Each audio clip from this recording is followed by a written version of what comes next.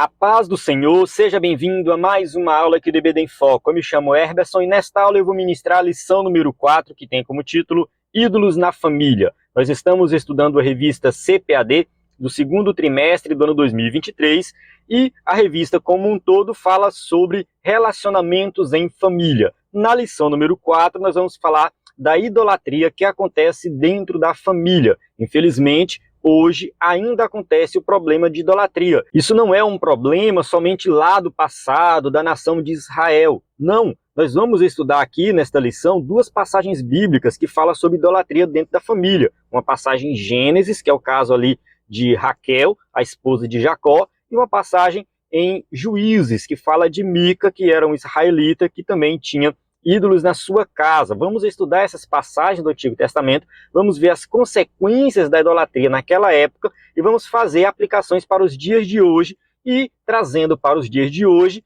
nós vamos mostrar aqui que a idolatria não é restrito a uma imagem de escultura. Muitos crentes pensam que somente os católicos são idólatras porque eles fazem imagens de escultura, então a igreja católica é idólatra e tudo mais. Só que assim, a idolatria ela está dentro do coração. A imagem de escultura, ela é algo exterior, externo, mas que começa dentro do coração o problema da idolatria, o pecado da idolatria. Eu vou mostrar aqui nesta lição que o pecado de Raquel não foi simplesmente roubar ali os ídolos do seu pai, carregar aqueles ídolos. O pecado dela já tinha começado antes. Ela já tinha um ídolo no seu coração, principalmente naquela parte que ela fala, dá-me filhos, senão morro. O que é isso? Por que ela fala isso? É porque a alegria dela, a felicidade dela, estava vinculado ao desejo de ter um filho. Esse desejo foi algo tão extremo que se tornou um ídolo no coração dela. Trazendo para os dias de hoje, já adiantando aqui, olhe para a sua vida e faça a seguinte pergunta: onde está a minha alegria? Onde está a minha felicidade? Qual é o meu maior desejo?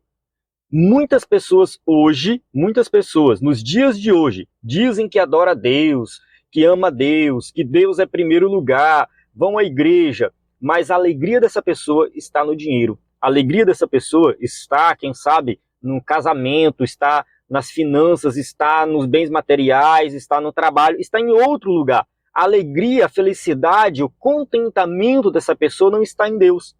Está em outra coisa. E para que aquilo satisfaça o desejo do seu coração, a pessoa tem que praticar algum pecado.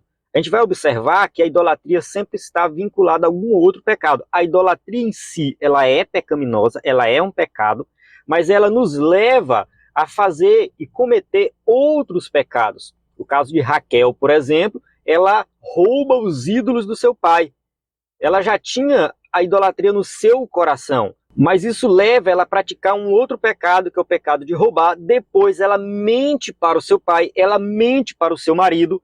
Então assim, a idolatria no coração de Raquel levou ela a cometer vários outros pecados. Acontece isso nos dias de hoje, a gente tem que estar atento. Então esse tema é muito importante. Não fique pensando assim, eu não sou idólatra, não tem idolatria na minha família.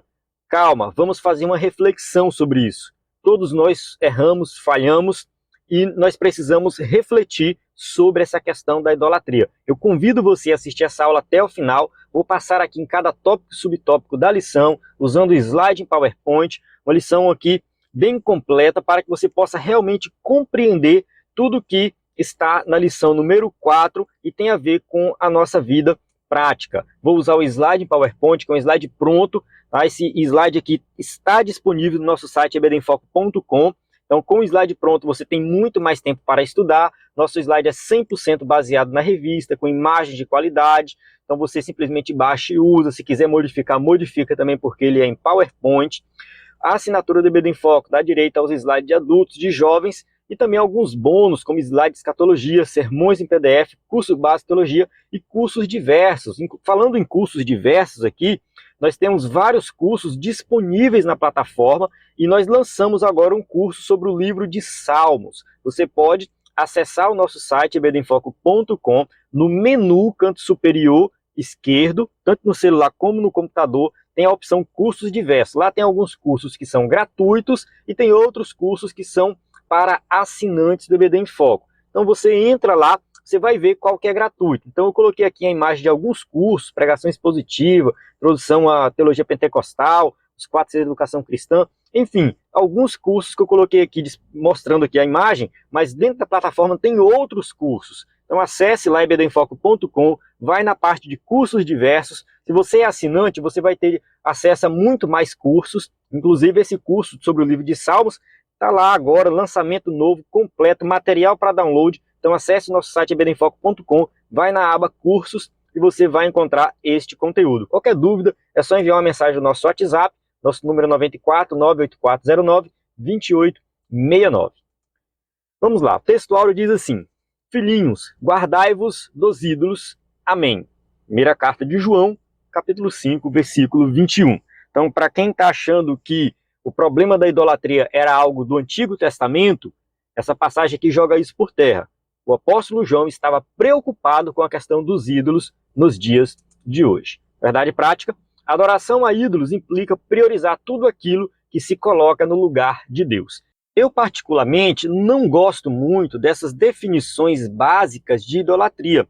Não é que elas sejam erradas, não é isso. Essa que está aqui na verdade prática é uma definição correta. É quando você coloca outra coisa, prioriza outra coisa que não seja Deus. No livro de apoio, o pastor Elianai Cabral cita algumas outras definições. Ele coloca assim, ó: a idolatria é a adoração em que a honra que somente Deus merece e somente ele deve ser rendida é entregue às suas criaturas. Isso é uma outra definição, tá certo também. Olha só, mais uma. A idolatria é a adoração a ídolos, que implica tudo aquilo que se coloca no lugar da adoração a Deus. Qual é o problema dessas definições? O problema é o seguinte, que quando você chega para alguém e fala assim, olha, se você está colocando outra coisa como prioridade na sua vida, que não é Deus, você está sendo idólatra. A pessoa pula lá longe e fala assim, não, Deus é primeiro lugar na minha vida. Ah, eu amo a Deus acima de todas as coisas. Todo mundo diz isso. Todo mundo. Não, Deus é primeiro lugar. Então, assim, se a gente for levar por essas definições e perguntar para as pessoas e apresentar essas definições, não existe ninguém idólatra. Eu nunca conheci, eu particularmente, nunca conheci ninguém que falasse assim, não, o meu Deus é o dinheiro, o meu Deus é o meu carro, o meu Deus é o meu cargo na minha empresa, o meu Deus é o meu filho. Eu nunca vi ninguém dizer isso. Eu vejo as pessoas dizendo que o Deus dela, o primeiro lugar, é o Deus Todo-Poderoso, que está no céu e tudo mais. Eu vejo as pessoas falando isso. Mas na prática, quando a gente olha o dia a dia dessa pessoa, a gente vê que, na verdade, o Deus dela é o dinheiro. O Deus dela, quem sabe, é um filho. O Deus dela é um casamento. Não sei, tá? Cada caso é um caso. Mas Deus Todo-Poderoso, o Deus da Bíblia, não está em primeiro lugar na vida dessa pessoa. E ela não percebe isso. É por isso que nós temos que estudar sobre idolatria. E eu convido você a assistir essa aula até o final, para que você possa compreender o que é de fato idolatria e como identificar o que é um ídolo. Você pode identificar um ídolo no seu coração. A leitura bíblica em classe se encontra em Gênesis capítulo 31, do versículo 17 ao 19, depois 33 ao 35. Neste caso aqui, eu recomendo você ler todo o capítulo 31, quem sabe até o anterior, o capítulo 30, depois o capítulo 32. É a passagem que conta a história da saída de Jacó lá das terras do seu sogro. Ele sai com toda a sua família e Raquel, que é a sua esposa, vai junto, ela vai roubar os ídolos do seu pai. Então, assim, leia essa história por completo. E a outra passagem é Juízes, capítulo 17, versículo 1, depois o 3 e o 5. Recomendo também você ler todo o capítulo 17, todo o capítulo 18, para que você possa compreender melhor essa passagem, o texto e o contexto. Mas vamos lá, né? Aqui Juízes é sobre Mica, que era um homem que morava em Israel, um israelita, mas que tinha ídolos na sua casa. Vamos para a introdução, que diz assim: temos nesta lição duas histórias distintas que relatam a convivência com a idolatria dentro de casa. No primeiro caso, temos Raquel, a mulher de Jacó, que sabia que seu marido servia ao Deus de seus pais e que ele era poderoso, invisível e não precisava de ídolos de sua imagem. Então, assim, Raquel, a esposa de Jacó, ela sabia qual era o Deus que Jacó servia. Ela sabia que era um Deus todo-poderoso, um Deus que tinha dado prosperidade para ele. Então, assim, ela tinha consciência desse Deus. Se você estiver assistindo a aula aqui pelo vídeo, você vai ver que a gente tem aqui uma imagem de Jacó deitado, sonhando aí com a escada, né, que tinha os anjos que subiam e desciam, e ali Deus fala com ele, em Betel. Isso aqui aconteceu quando ele estava indo para Padã Arã, que é onde ele se encontra com Raquel e se apaixona por ela e tudo mais. Então, assim, Jacó, ele conversou com Deus aí, Deus falou com ele, e ele tinha uma promessa para se cumprir na vida dele. As bênçãos de Abraão estavam sobre a vida de Jacó. Então ele contou isso para suas esposas, para os seus filhos. Todo mundo sabia da história, todo mundo sabia o Deus que Jacó adorava. Então Raquel, ela comete esse pecado de idolatria, mesmo sabendo que ela realmente estava adorando outros deuses. A gente vai tratar dessa questão aqui com detalhes na lição. Entretanto, Raquel achava-se insegura quanto ao seu futuro, sentindo-se injustiçada pelo seu pai, que não lhe deu nenhuma herança, nem a ela nem a sua irmã Leia, resolveu furtar as pequenas estatuetas ou ídolos de seu pai, que eram os pequenos deuses dentro da casa de Labão. Então a gente vai detalhar isso aqui durante a aula, mas assim, Labão, ele era um idólatra, ele morava em outra região. Quem sabe Labão adorava também ao Deus de Jacó, mas ele tinha outros deuses no seu panteão ali, ele adorava vários deuses, e a sua filha vai roubar um dos seus ídolos. Isso aqui a gente vai ver com detalhes.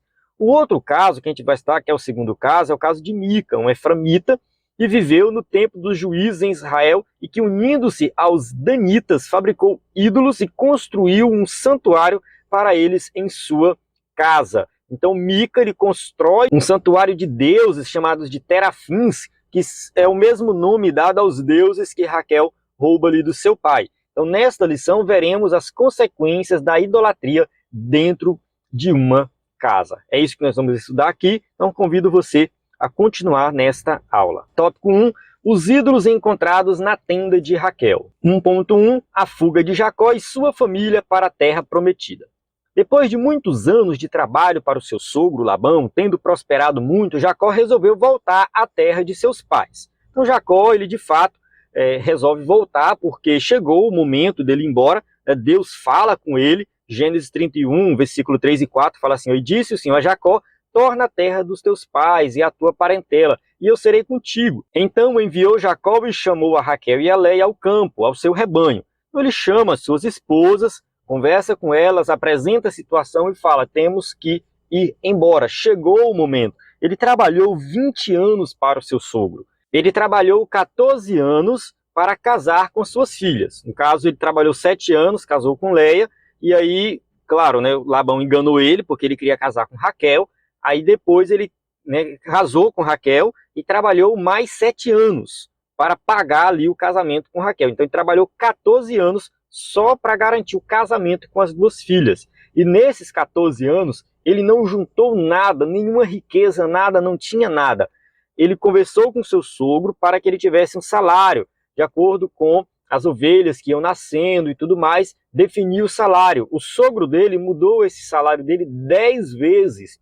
Então ele trabalhou mais 6 anos para o seu sogro, com constante mudanças de salário. Mas Deus abençoou, ele prosperou muito, ficou muito rico, segundo as bênçãos de Deus. Em função dos ressentimentos que existiam entre ele e seu sogro, e não vendo possibilidade de liberação para viver sua própria vida, Jacó resolveu fugir das terras de Labão, sem falar nada a ninguém. Então Jacó se viu meio que em uma prisão, porque ele não tinha tanta liberdade. Ele foi juntando riqueza, acumulando riqueza, porque Deus estava abençoando ele, mas ele não tinha tanta liberdade assim.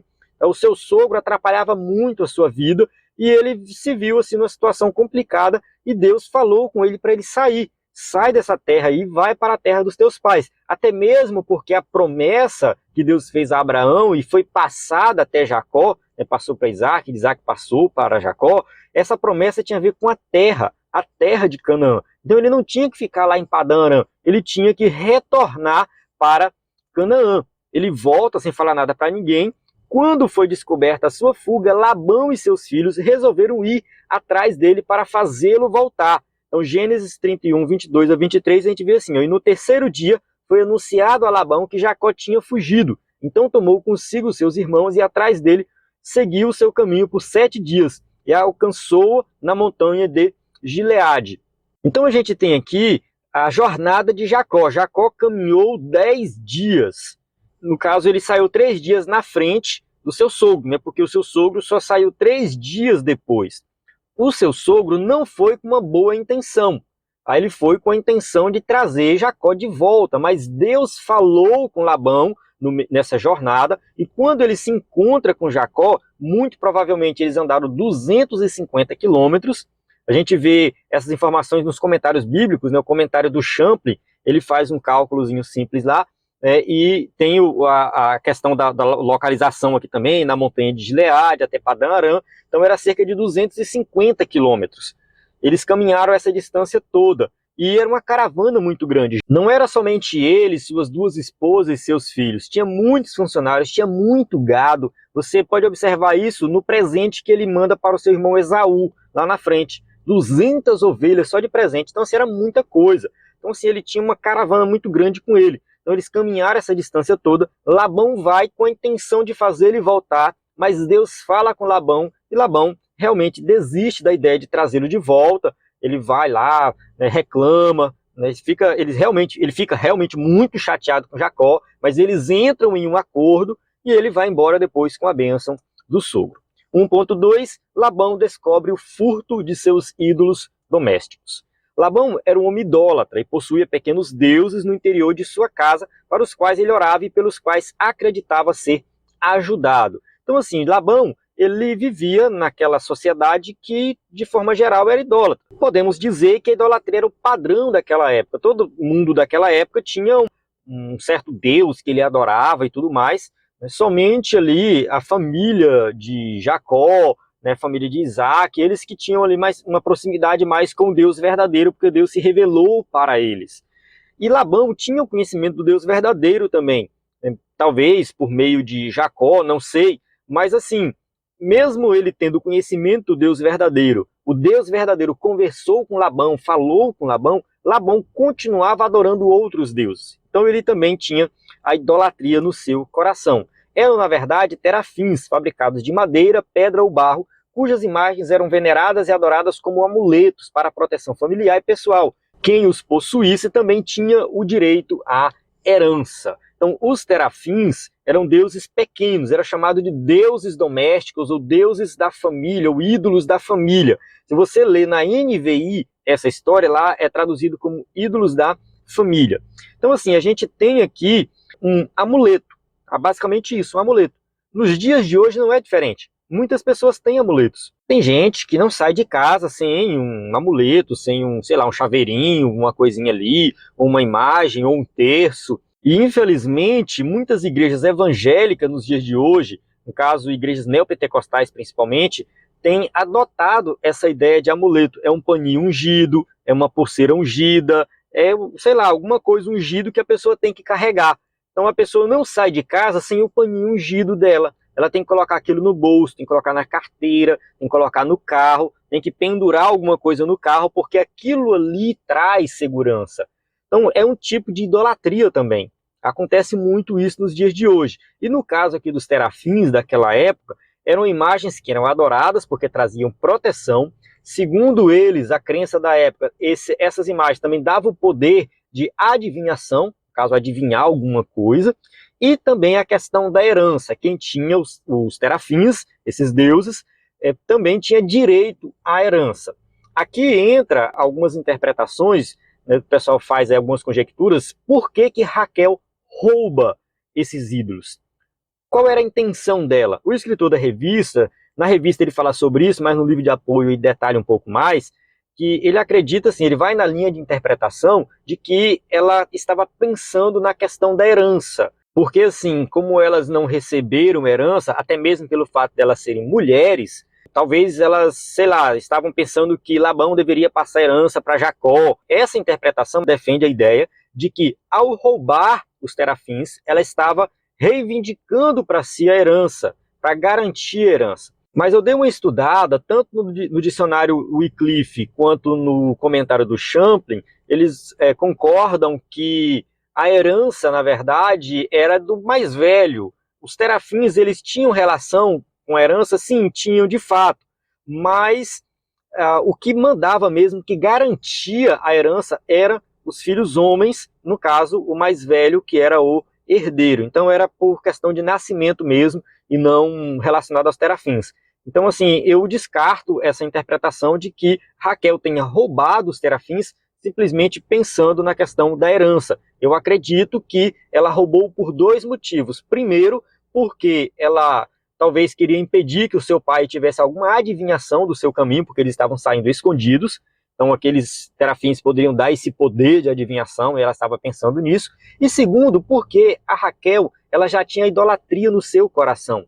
Quando ela fala com Jacó, dai-me filho, se não morro, ela já estava ali, né, dependendo de ter filho para ser feliz. A alegria, a felicidade dela não estava em Deus, mas estava em ter um filho. Tanto que quando nasce o seu primeiro filho, que é José, a gente já estudou sobre ele, ela fala assim, que venha mais um, ou seja, que tenha outro. Então, assim, ela queria ter um filho para disputar com sua irmã. Ela queria mais outro. E quando nascesse o outro, ela ia querer outro, e outro, e outro, para ter mais filhos do que a sua irmã.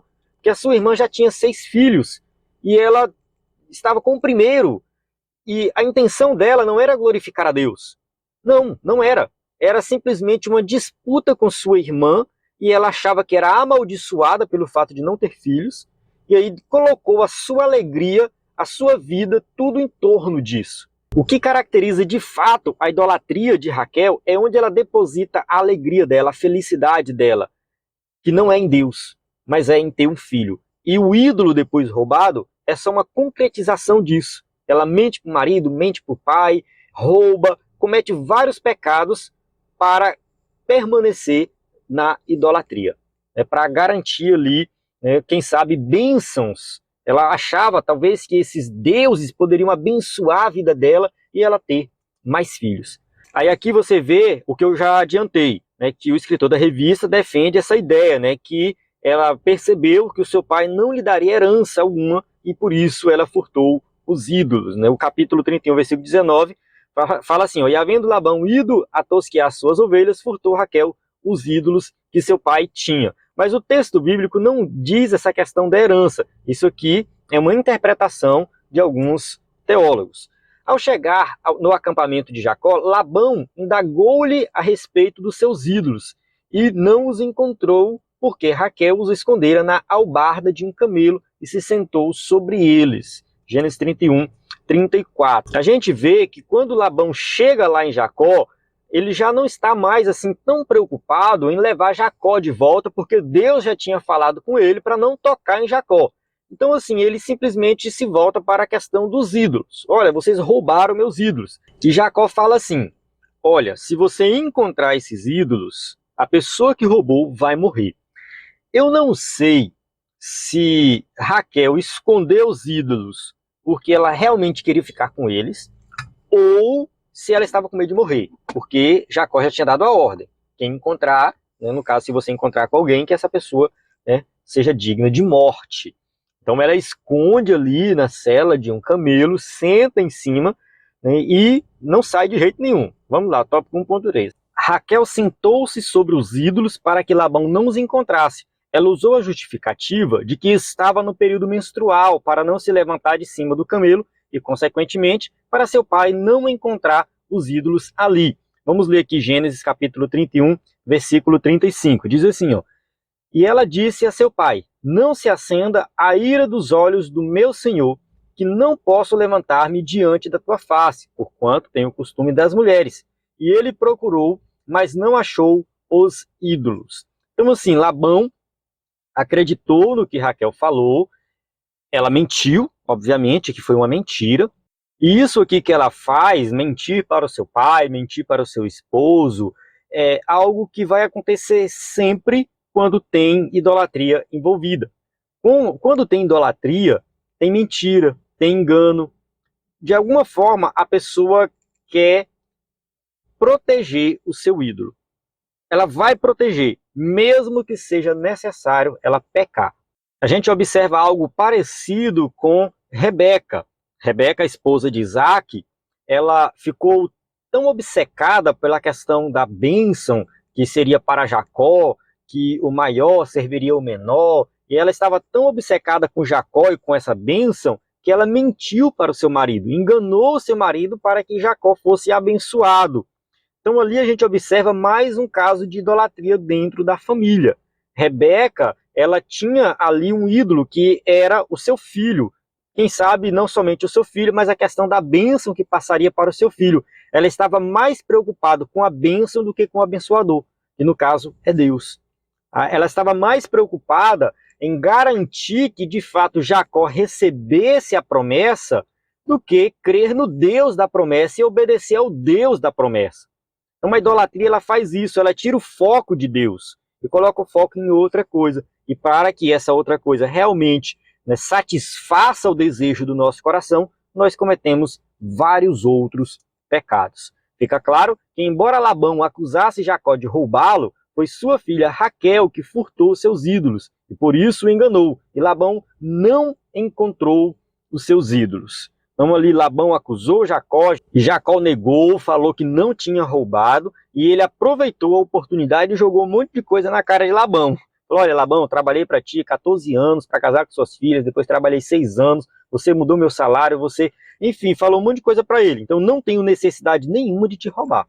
Deus tem me abençoado e ponto final, eu confio no meu Deus. Então ele deixou bem claro que ele não tinha necessidade nenhuma de pegar esses ídolos, tá? Que não estava com ele. Esse episódio gerou uma grande discussão entre Jacó e o seu sogro, Gênesis 31, 36. Então irou-se Jacó e contendeu com Labão. E respondeu Jacó e disse a Labão: qual é a minha transgressão? Qual é o meu pecado que tão furiosamente me tens perseguido? Então realmente Jacó fica muito irado, fica revoltado, porque ele confiava em Deus e ele sabia que ele não tinha necessidade nenhuma de roubar esses ídolos. Aqui a gente vê um contraste entre Jacó e Raquel. Tá? Um contraste, é marido e mulher, mas a gente vê esse contraste, porque de um lado a gente tem Jacó, que é alguém que depende de Deus, que confia em Deus. O tempo todo a história vai estar mostrando que Jacó ele está confiando em Deus para prosperar, né, para ser abençoado, para receber livramento. A dependência de Deus, né, que ele tem de Deus, é algo extraordinário. Isso acontece depois que ele se encontra, tem um encontro com Deus ali em Betel, que ele tem aquele sonho com a escada que a gente comentou agora há pouco. Então ali a vida de Jacó é transformada. E depois ele tem um novo encontro com Deus lá na frente, que ele luta, né, com Deus e tal, é abençoado, tem o seu nome mudado. Então assim, Jacó ele sempre vai evoluindo na sua vida espiritual. E por outro lado, a gente tem a sua esposa Raquel, que o tempo todo está procurando a alegria, a felicidade em status, em questão de ter filhos. Enfim, ela acha que só vai ser feliz se ela tiver um filho. Ela acha que o marido vai amar ela se ela tiver um filho. E ela não confia em Deus. Então a gente tem esse contraste aqui. E justamente, né, Jacó fala isso para o seu sogro. Olha, por que você está me acusando disso? Eu tenho necessidade de fazer isso? Não tenho. Mas deixa bem claro. Vamos lá. Encerrando essa história, temos muito que aprender ainda nessa história, mas devido ao tempo a gente tem que avançar aqui na aula, e no vídeo de destaque, quem sabe a gente trata mais dessa questão. Uma coisa que eu quero falar no vídeo de destaque é fazer um contraste com Raquel e Ana. Ana também era mulher estéril, Ana também queria muito ter um filho, mas a motivação de Ana era diferente da motivação de Raquel. Enquanto Raquel era idólatra, por outro lado, Ana queria ter um filho para agradar a Deus, para glorificar a Deus. Então a gente vê já uma diferença muito grande entre essas duas mulheres. Mas vamos deixar esse detalhe aí para o vídeo de destaque. Tópico 2, um santuário de deuses na casa de Mica. Eu vou abrir um parênteses aqui e fazer uma pequena observação, porque assim, eu particularmente achei desnecessário o escritor da revista colocar 2 passagens bíblicas nesta lição. Bastava a história de Raquel para nós detalharmos sobre essa questão da idolatria. Mas o escritor da revista achou por bem falar, né, de Mica. É interessante? Até mesmo porque o livro de Juízes é um dos livros menos pregados na igreja. Poucas pessoas pregam Juízes porque acham complicado, acham difícil tirar uma lição prática dali. Então assim, tem um lado bom e ruim, né? O lado bom é que realmente aqui a gente vai estudar uma história não tão estudada na igreja, não tão pregada, ensinada, a história de Mica. E, por outro lado, né, o que complica é porque é pouco tempo na EBD para a gente detalhar tanta coisa. Mas vamos lá. 2.1, a idolatria e o caráter antiético de Mica. Juízes, capítulo 17, do versículo 1 ao 4. Apesar de um nome especial, cujo significado é "quem é como o Senhor nosso Deus", Mica não correspondia à importância do nome que tinha, porque não honrava a Deus em sua vida. Então, assim, a gente tem aqui alguém que tem um significado muito bom, muito bonito, mas a sua vida prática não condiz com isso. Mais uma vez, deixando bem claro que Deus está olhando para as nossas atitudes, para o que nós fazemos. Não é o significado do nome, não é se você vai à igreja, não é nada disso. É o que você faz diante dele, a sua atitude de adoração diante de Deus. Ele tinha uma família, embora o relato bíblico não cite a sua esposa, sua mãe vivia com ele e era muito rica. Então, assim, a gente tem um relato bíblico resumido, não temos muitos detalhes, mas eu acredito que ele era, assim, casado e tinha filhos. Pelo menos o filho dele é citado na história. Então é bem provável que ele tinha uma esposa. Pode ser que não, pode ser que ele era viúvo, não sei. Mas como o relato bíblico é resumido, ele foca naquilo que é mais importante, é o que a gente vai ver aqui.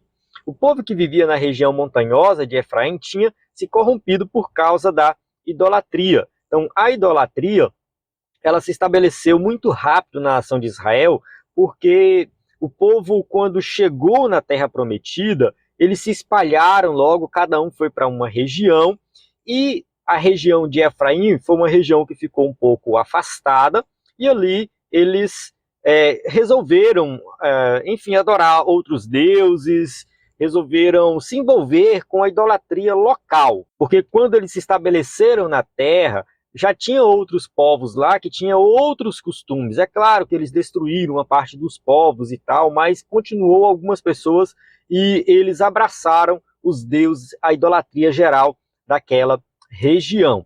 Havia em Israel, de modo geral, um abandono total aos mandamentos da lei de Moisés, em que o povo de Israel aderiu a um sincretismo religioso que implicava uma apostasia total. O que é sincretismo? É quando tem uma mistura de adoração de deuses e de religiões diferentes. Então, assim, o povo de Israel não abandonou a adoração ao Deus verdadeiro. Não abandonou. Eles continuaram adorando o Deus de Moisés, o Deus que tirou eles do Egito, mas eles colocaram outros deuses na adoração. E isso é complicado porque o Deus verdadeiro, ele exige exclusividade. Ou você adora ele, ou você não adora. Não existe essa de que não, eu adoro a Deus, mas eu também adoro outros deuses. É por isso que a idolatria no nosso coração é algo que tem que ser combatido, porque se Deus não é de fato primeiro lugar na sua vida, ele não é nada. Ou ele é tudo, ou ele não é nada. Se você coloca o dinheiro, se você coloca posição pessoal, você coloca emprego, qualquer coisa na sua vida como base da sua alegria, da sua felicidade, da sua salvação, você já perdeu por completo a comunhão com Deus. Então aqui a gente vê que a nação de Israel estava adorando o Deus de Israel, mas estava adorando outros deuses. Juízes 8, 27 e 35. E fez Gideão disso um éfode e pô-lo na sua cidade em Ofra, e todo Israel se prostituiu ali após ele. E foi por tropeço a Gideão e a sua casa. Nem usaram de beneficência com a casa de Jerubbaal, Baal, a saber, de Gideão, conforme todo o bem que ele usara com Israel. Então aqui uma passagem bíblica que mostra que mesmo alguém que teve comunhão com Deus também praticou idolatria. Então a gente vê aqui que existe sim esse sincretismo religioso, existiu esse sincretismo religioso em Israel naquela época. Além do abandono da lei do Senhor, as famílias começaram a adotar esse sincretismo religioso dentro de suas próprias casas, admitindo ídolos caseiros, para os quais faziam culto e adoravam com o objetivo de obter favores materiais. Isso aqui eram os terafins, os mesmos deuses lá de Labão que Raquel roubou. Então está tudo interligado. As pessoas continuaram adorando esses deuses e o povo de Israel, ao se estabelecer na Terra Prometida, adoraram esses deuses e fizeram aí esse sincretismo religioso. Os valores morais e éticos foram abandonados e Mica era fruto dessa corrupção moral. Por isso, não foi difícil para ele roubar a própria mãe. O texto bíblico conta a história de Mica, mas é bem provável que o que aconteceu na casa de Mica aconteceu em muitas outras residências ali em Israel. As pessoas estavam ali criando os seus próprios deuses, criando o seu próprio sistema de adoração, os seus próprios sacerdotes, e esqueceram do Deus verdadeiro. 2.2, a abominação de Mica. Mica havia construído em sua casa um santuário para pequenos deuses, ou seja, terafins. A escritura diz aí em Juízes capítulo 17, versículo 5, e tinha este homem, Mica, uma casa de deuses, e fez um éfode e terafins, e consagrou a um de seus filhos para que lhe fosse por sacerdote. Então observe que ele constrói ali uma casa, um local com vários deuses para adorar. É bem provável que outras casas também frequentavam a casa de Mica, não era algo somente da casa dele. É bem provável que tinha ali uma certa atração dos vizinhos para aquilo ali. Ele consagrou o seu filho como sacerdote, então ele estava ignorando por completo o que a lei ensinava sobre a questão do sacerdócio. O sacerdócio não deveria ser algo bagunçado, ali você faz o seu próprio culto na sua casa, não, nada disso. Tinha um local de adoração, tinha um sacerdote específico para isso.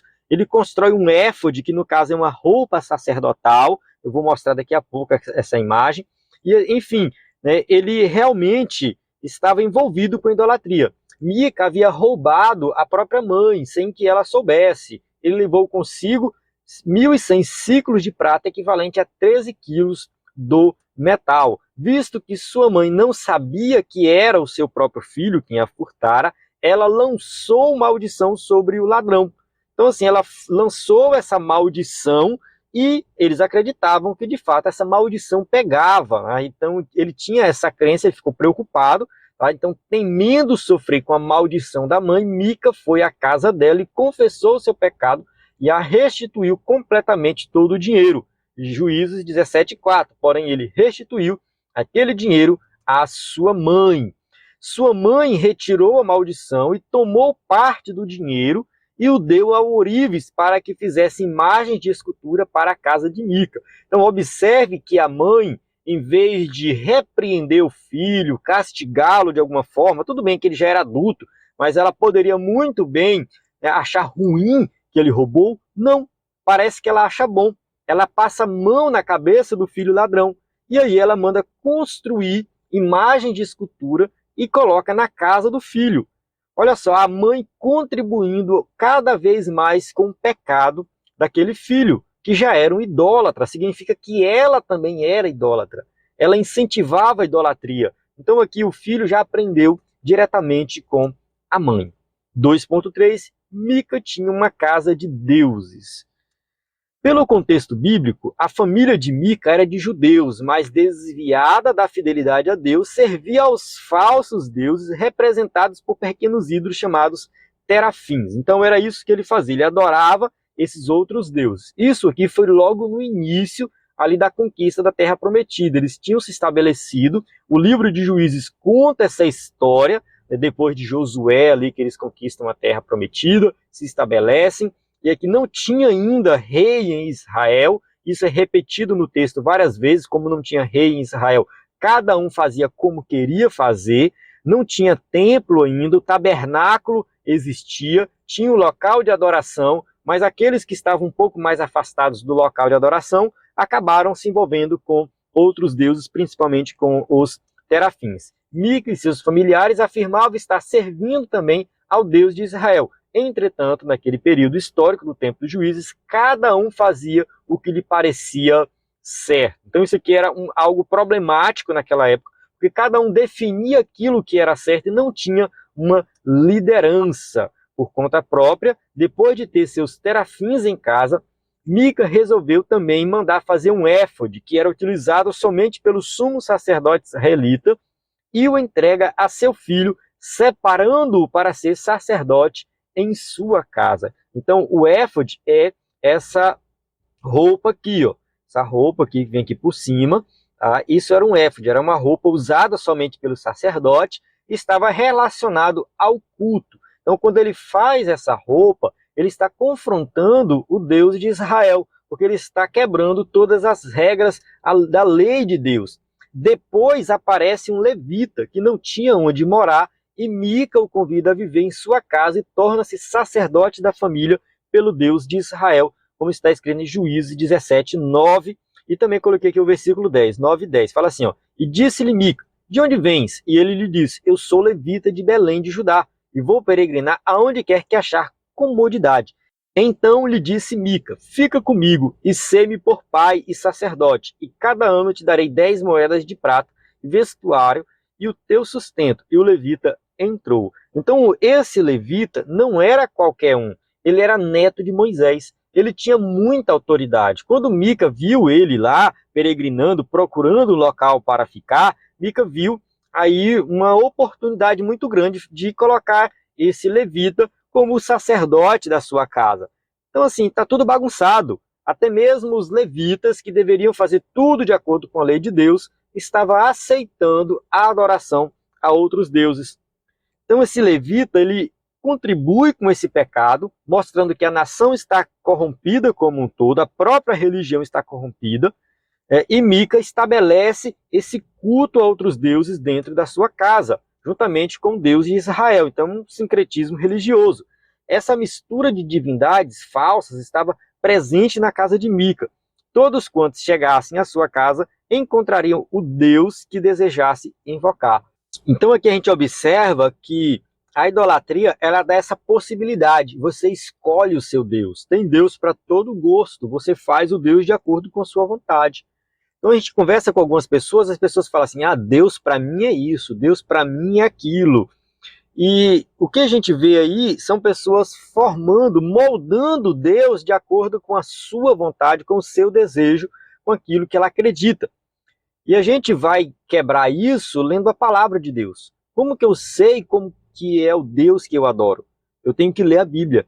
O Deus que eu adoro está registrado nas Escrituras. Eu não tenho que formar e moldar um Deus na minha mente de acordo com os meus desejos. Não, eu tenho que olhar para o Deus das Escrituras e adorar este Deus. Infelizmente, um homem da tribo de Efraim, que deveria honrar o Deus de seu povo, que o libertou do Egito, agora se encontra comprometido com ídolos de uma religião pagã.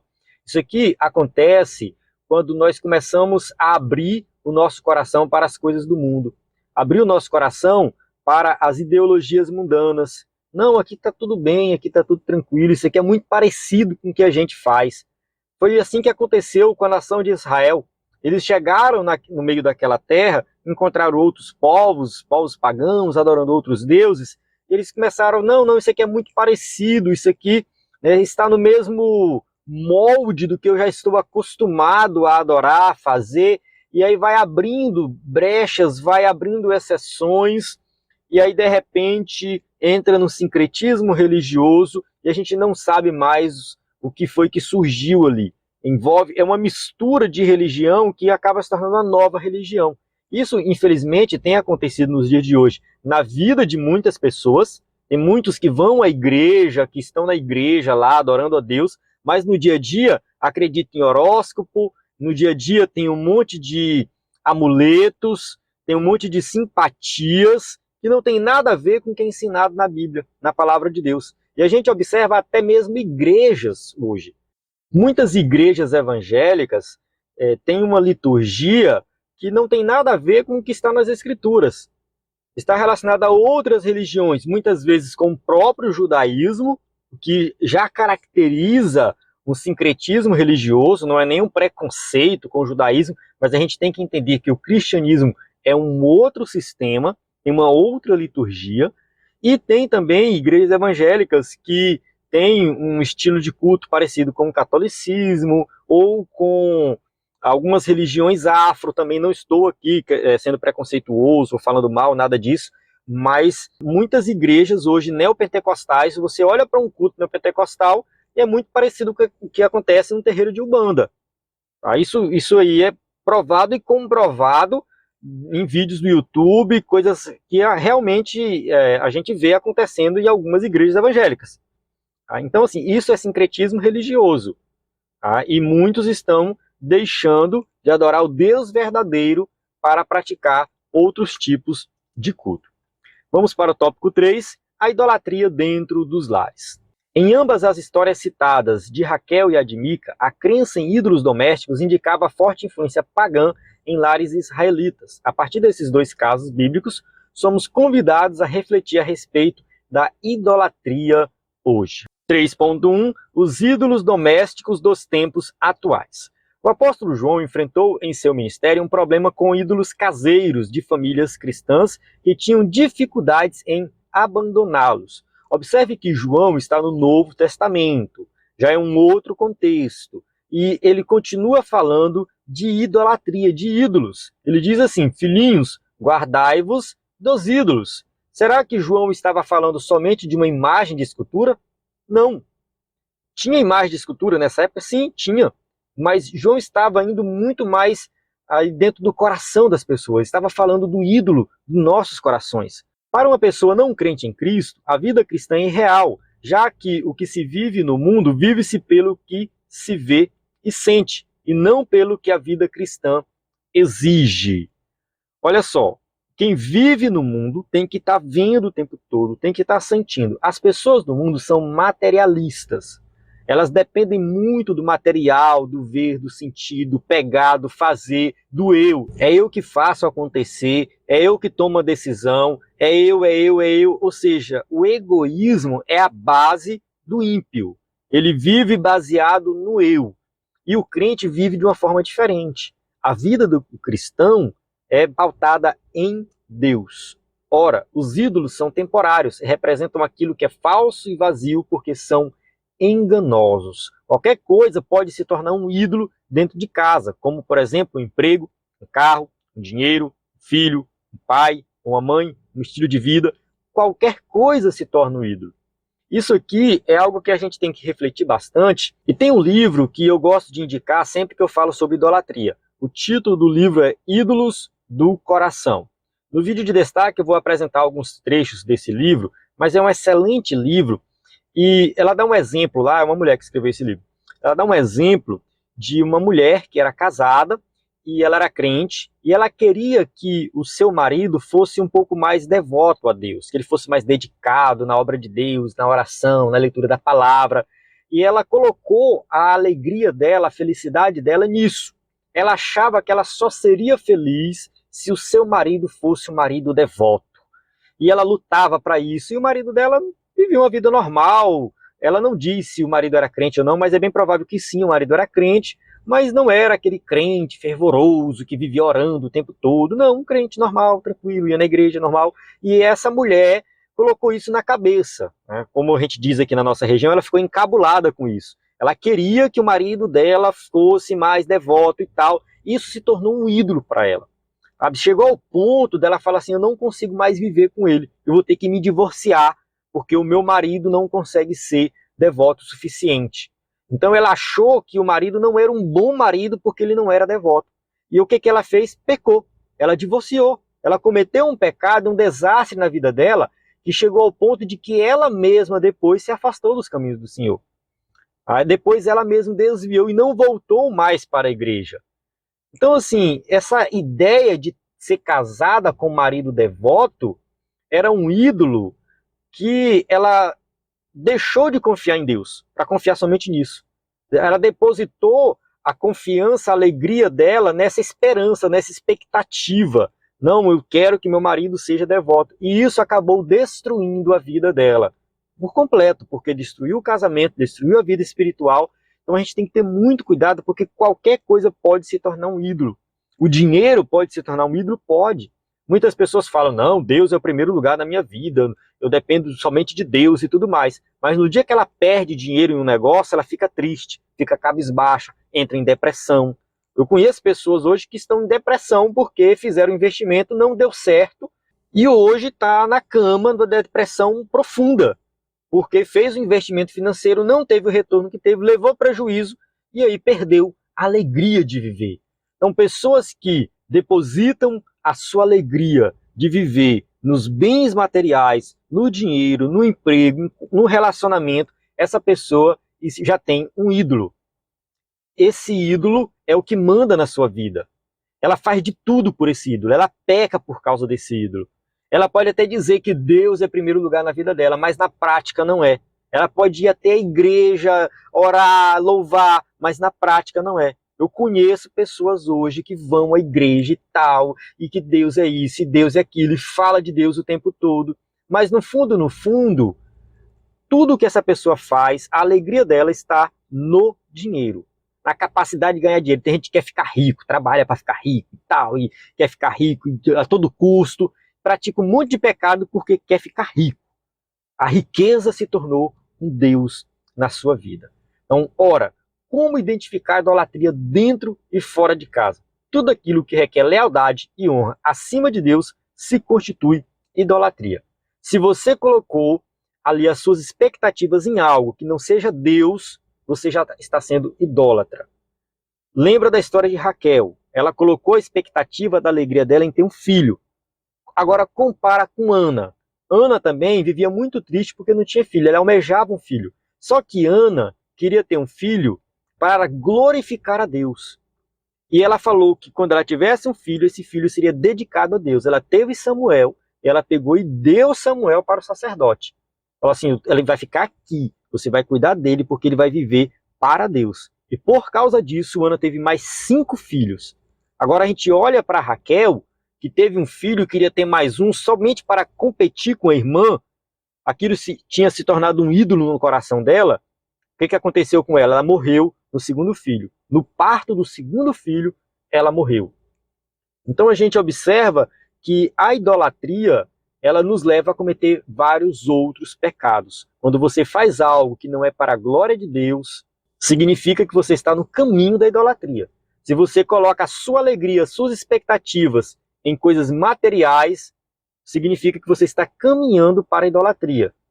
Você está deixando a sua alegria, que deveria ser somente em Deus, mas está colocando em outras coisas. O apóstolo Paulo fala muito sobre isso.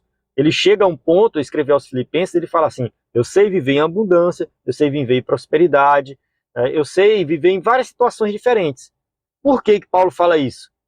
Ele conclui assim, tudo posso naquele que me fortalece. Por que ele está falando isso? Porque a alegria dele, a felicidade dele, a satisfação dele está em Cristo e não nas coisas materiais. É isso que a gente tem que prestar atenção na nossa vida. Paulo escreveu aos Coríntios, o ídolo nada é no mundo, 1 Coríntios 8,4. Por isso, é um perigo endeusar pessoas, colocando-as na posição ou acima do próprio Deus. 3.2, identificando os ídolos modernos dentro dos lares. A proliferação da cultura da mídia entrou em nossas casas e, queiramos ou não, convivemos com ela no dia a dia. Aqui o escritor da revista entrou na questão da mídia porque a gente sabe que está muito em evidência a questão da internet, não somente da televisão, né, mas da internet, das redes sociais. E isso tem se tornado um ídolo, não somente se tornado um ídolo, como tem naturalizado muitas idolatrias. O fato de nós estarmos envolvidos com redes sociais, o tempo todo sendo bombardeados com muitas mensagens, fake news, né, algumas verdadeiras, mas tem muita mensagem falsa, muita fake news, tem muitos filmes que vão transmitindo ideias, ideais contrários à palavra de Deus, que a gente não sabe filtrar, e ali vai, né, colocando ali isso na nossa mente, vai se acostumando. Então isso tem contribuído muito para o aumento da idolatria. A mídia por si mesma é neutra, pois é o meio pelo qual serve a sociedade como canal de comunicação através do rádio, da televisão, da internet, dos smartphones, da rede de computadores e de outros meios. Quando ele fala neutra, que ele está dizendo o seguinte, que é algo que pode ser usado para o bem e para o mal, depende do seu uso, tá? Não é neutro no sentido de que você vai sempre receber informações neutras, isso não existe, tá? Toda informação ela tem um viés ideológico ali. O que você tem que saber é filtrar isso aí. Ela é um modo de comunicação que deve ser usado com sabedoria, entretanto, não podemos ser manipulados por ela, que faz parte de um mundo tecnológico e intelectual no qual todos vivemos. Essa questão da comunicação, da mídia, do uso de celulares, redes sociais, isso tem sido um problema muito sério, porque as pessoas estão deixando de conviver com as outras, estão deixando, né, de orar, de ler a Bíblia, porque passa muito tempo consumindo esse conteúdo de comunicação, redes sociais e tudo mais. O que não podemos é fazer o uso acrítico desses instrumentos. Precisamos levar em conta o cuidado quanto ao perigo da concupiscência da carne, dos olhos e da soberba da vida, como está escrito em 1 João 2, 16 e 17. Ou seja, se você se deixar levar pelos meios de comunicação, pela mídia, pelos streamings da vida, Netflix, Amazon Prime, HBO Max, tudo isso, de repente você se vê envolvido tanto com essas coisas que você não tem tempo mais para Deus, você não vai mais à igreja, você não ora, você não lê a Bíblia, você não se relaciona com as pessoas envolvido com isso. Isso se torna um ídolo no seu coração, um ídolo na sua vida. Você pode até dizer que adora a Deus, mas passa tanto tempo em redes sociais e assistindo filmes e séries que você de fato esquece de Deus, tá? E isso se torna realmente prioridade na sua vida. 3.3, precisamos reagir contra os inimigos da família. Jesus disse em seu sermão da montanha: vós sois o sal da terra, e se o sal for insípido, o que se há de salgar? Mateus 5:13. Então o sal tem uma função muito importante, tá? Ele dá esse sabor. Então a igreja é o sal da terra e por isso é a única instituição da sociedade capaz de evitar a corrupção dos valores morais e espirituais. Somente através da igreja que nós vamos preservar os bons costumes. Somente através da igreja que nós vamos mostrar para a sociedade como que os filhos são criados. Somente a igreja, entende? A igreja tem esse papel. A igreja, ela apresenta para o mundo um modo de vida diferenciado, um modo de vida que é transformador, de criação de filhos, de relacionamento, até mesmo questão de gestão de empresa, gestão na política, tudo isso está na Bíblia. Tudo isso nós temos, assim, de forma muito elevada, de um valor espiritual muito grande, nós temos esse conhecimento. E nós temos que usar esse conhecimento para impactar o mundo, para transformar o mundo. Mas isso é somente através do poder do Evangelho. A igreja é a instituição que tem a responsabilidade de levar o Evangelho para que mais pessoas possam se converter, para que mais pessoas possam compreender quem é o Deus verdadeiro. Então, o Deus verdadeiro, ele vai ser identificado através da pregação do Evangelho. Quando nós levamos o Evangelho para que as pessoas possam entender, compreender e ter a vida transformada. Para preservar a família atacada pelo vírus infeccioso do sistema mundano, é preciso quebrar os ídolos domésticos, que roubam o lugar de Deus na vida familiar. Faça uma reflexão na sua família. Quais são os ídolos que tem na sua família? Será que a sua família está se reunindo para orar, para ler a palavra, para cantar um louvor, para ir à igreja? Vocês ainda se reúnem, quem sabe, para fazer uma refeição juntos, seja no café da manhã, almoço ou janta? A família tem tempo para se divertir, a família tem tempo para glorificar a Deus, os pais têm conversado com os filhos para saber o que está acontecendo na escola. Não adianta você querer mudar o seu filho de escola, tirar o seu filho da escola. Não, vou tirar o meu filho da escola, porque a escola hoje tem muita ideologia contrária à palavra de Deus. Isso não vai resolver o problema. Tirar o seu filho da escola, mudar o seu filho de escola, impedir que o seu filho vá para a escola ou para uma faculdade, isso não vai resolver o problema. O que resolve o problema é você preparar o seu filho para ele enfrentar esse mundo de acordo com a palavra de Deus. Se você não ensinar ele dentro de casa com a palavra de Deus, se você não buscar ajuda dentro da igreja para que o seu filho aprenda a palavra de Deus, não é tirando ele da escola ou impedindo ele de estudar que vai resolver o problema. Não vai. Não vai, porque o mundo jaz no maligno. Não é somente a escola que se corrompeu. Toda instituição, onde ele for, qualquer local que ele for trabalhar, qualquer coisa que ele for fazer, vai ter ali algo errado. Uma escola cristã, vai ter algo errado lá também. A gente sempre vai ter algo errado. Então, assim, a gente precisa ensinar os nossos filhos dentro de casa. Você tem que identificar quais são os ídolos domésticos e fazer como Jacó fez. Lá na frente, Jacó reúne a família, reúne todo mundo da sua casa e fala assim: peguem os ídolos e vamos enterrar aqui nessa árvore. Ele enterra os ídolos. É bem provável que Raquel tenha revelado os ídolos ali naquele momento e enterrado ali também. É bem provável que ela tenha feito isso. Eu creio que ela fez isso. Ela enterrou aqueles ídolos ali. E trazendo para o nosso contexto, nós temos que pegar os nossos ídolos e colocar numa árvore, que é diferente daquela árvore de Jacó, né? Ali em Siquém. É a árvore lá do Gólgota, a cruz do Calvário. Nós temos que enterrar os nossos ídolos na cruz do Calvário. Somente Jesus, que deve ser o centro da família, que pode mudar a nossa vida, nosso coração e acabar com a idolatria dentro da família. Vamos ler a conclusão, que diz assim: precisamos investir na família, criando barreiras espirituais e morais no seio dos lares para salvar nossos filhos e prepará-los para uma vida cristã sadia, que glorifica a Deus. Por isso, os ídolos da atualidade precisam ser retirados do nosso meio para que não venham a roubar o lugar de Deus em nossas vidas. Identifique os ídolos e abandone-os, jogue fora, destrua o mal pela raiz. Coloque Deus em primeiro lugar. Coloque a alegria, a felicidade, os seus anseios, tudo em Deus. Coloque tudo em Deus. Esqueça o restante das coisas. Não importa se você é pobre ou rico. Não importa se você conquistou ou não aquele emprego dos sonhos.